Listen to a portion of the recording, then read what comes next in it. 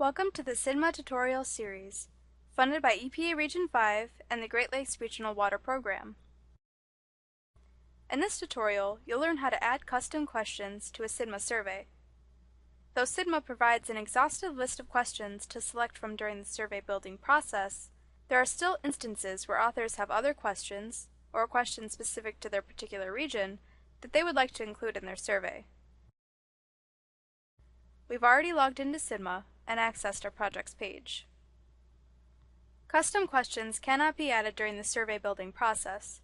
They can only be added after a survey has been created by selecting from the exhausting list of predefined questions, which we will refer to as SIDMA's core questions. Therefore, we access the custom question functionality during the survey editing process. As with the initial survey building process, certain restrictions apply when adding custom questions. One of these is that questions are added to one category at a time, and that they can only appear after the core SIDMA questions for a particular category. Let's add some to our survey to illustrate this. Notice the link to add, edit, or remove custom questions to the Rating of Water Quality category. We are presented with only the questions from that category as they appear on our survey. The buttons at the bottom of the page provide us with a number of options for adding our own questions to the survey. First, though, we need to discuss the types of questions SIDMA stores and how it organizes them. One way that SIDMA stores questions is as part of a table. SIDMA treats the core questions of the Rating of Water Quality category as table questions. As we see back in the Edit Survey page, this category is comprised of a general question, followed by a number of more specific follow-ups with predefined response options, organized into a table. The other main way that SIDMA stores questions is as an independent question, not part of a table, which may be organized into a question block. For example, the Your Water Resources category is comprised of 3 separate questions that don't belong to a particular table. There are 3 basic types of questions in SIDMA: radio, checkbox, and text. Questions 1 and 2, under Your Water Resources, are radio examples.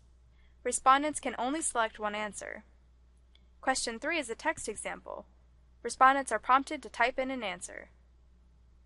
Question 19, under About You, is an example of a checkbox question. Respondents can select one or more answers.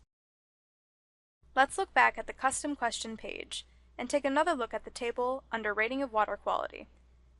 We see that it has a header, or the general question addressed by the table, a listing of answer options and corresponding values as represented by the Likert scale, and the 3 questions that we selected when we initially built the survey. We can add our own question to this table by clicking the Add Question to Table button. A slot opens up for a 4th question. Let's add a few more items to the category. Let's add a question block of independent questions. We are now presented with menu items for a subsection of independent questions under Rating of Water Quality. Let's provide a header to the section.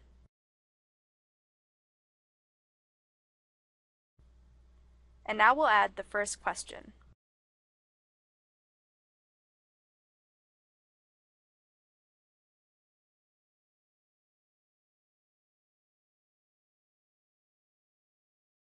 We'll keep the response type as radio because we only want users to select one option. We'll give the users 3 options, which we must type in the response element's text box. These items are separated simply by hitting return. Don't include a return after the last item. Now we need to assign numeric values to these options for storage in the database. We'll follow similar conventions used for SIDMA's core questions and assign values of 1, 0, and 9 respectively. These values must be pipe delimited. The pipe key is usually accessed through Shift \. Let's add another question to the question block. Let's make this question a checkbox.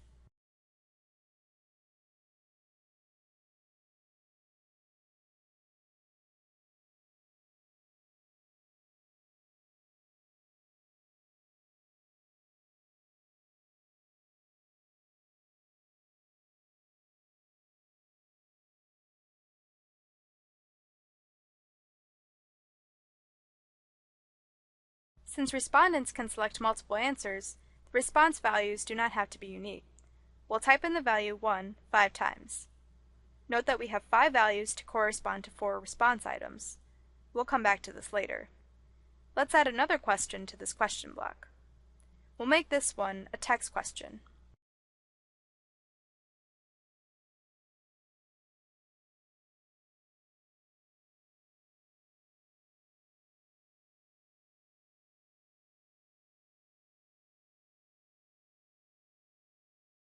This will be a question where respondents type in their answer. Since we expect a numeric answer, we'll leave the numeric response option selected. This option informs SIDMA that answers should be numeric.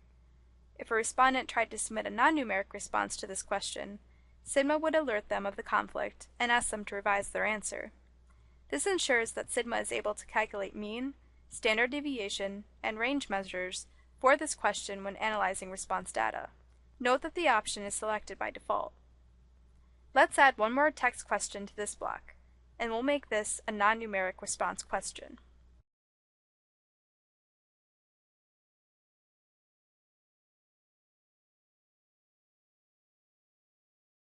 Now, we're going to add one more custom item to this category. Let's add a table. This allows us to construct a custom table like the one at the top of the category. Our header will serve as the general question being asked of the table.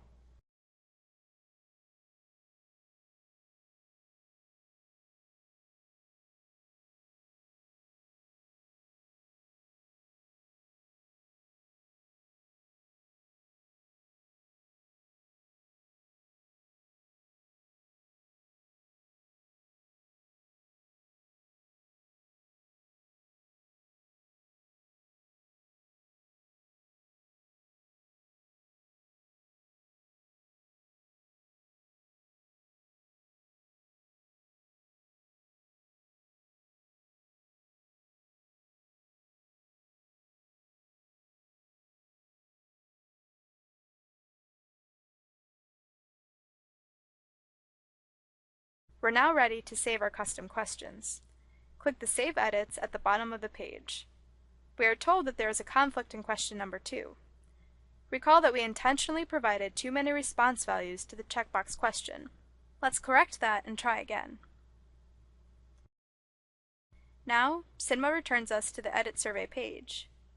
Notice that we do not see our custom questions on the survey. The custom questions only appear when you view the survey, edit the custom questions on the Add Custom Questions page, or when someone takes the survey. Don't worry, our custom questions have been saved. Note that we do not need to go through the same process we do when we edit the survey's core SIDMA questions, whereby we select questions, click Continue, specify the practices for the specific constraints category, and then click Save. We can simply return to the project page and confirm our custom edits by viewing the survey. We now see our custom questions added to the end of the Rating of Water Quality category. We also see one of the results of SIDMA's database security measures. Note the text in question 6. The word select and parentheses can be utilized maliciously to compromise a database, specifically when user-generated content is written directly to the database. Therefore, SIDMA changes the parentheses to curly braces and inserts an underscore after select. To fix the underscore, let's go back and edit our questions. We'll go back to the Edit Survey page, and then again on the Add, Edit, Remove Custom Questions link under Rating of Water Quality. We see our custom questions. Let's change Select to the word Choose. While we're here, we've also decided that we want to get rid of some of our custom questions. We could delete the entire question block if we wanted to. This deletion would not be complete until we clicked the Save Edits button. We'll keep it for now. But let's delete the Can't Swim question from our table and save our edits. We are again returned to the Survey Edits page. Let's view the survey again to confirm our changes. We see that Select has been changed to Choose, and that the Can't Swim question is no longer part of our table. That covers how you add custom questions to your SIDMA survey. Remember that all custom questions must come at the end of a particular category. At this time, you cannot add your own custom categories. Furthermore, given the complex relationship between the practices to improve water quality and specific constraints categories, You cannot add custom questions to either one. And also keep in mind that if you delete a survey with custom questions, those questions will be removed from the database as well. In this tutorial, we reviewed how to add custom questions to a category on a SIDMA survey. In the next tutorial, we'll describe how to make a copy of a SIDMA survey. Thanks for watching.